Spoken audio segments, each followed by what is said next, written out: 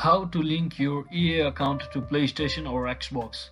So hello guys, welcome back to my YouTube channel. In this quick tutorial, I'll be showing you how you can easily link your EA account to your Xbox or PlayStation. So first thing, simply head over to any of your browser and just search in for ea.com and you will be heading over to this website. So once you're inside here, what you need to do is just tap on this what icon over here and it will bring a drop down menu. So just tap on this EA help button over here.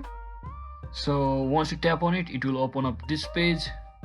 Just tap on the login now. So once you tap on this login at the top right, so here you'll have to select any one of these. That means your either Xbox account or PlayStation account.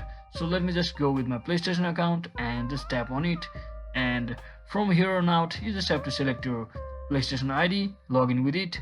If you don't have it, you can also create one. Since you already have one, just log in with your ID and click on next and follow the on-screen instruction, and then your EA account will be successfully linked to your PlayStation or Xbox account, just like that. So I hope this video was helpful guys. If it was, don't forget to like and subscribe to the channel. See you on the next one.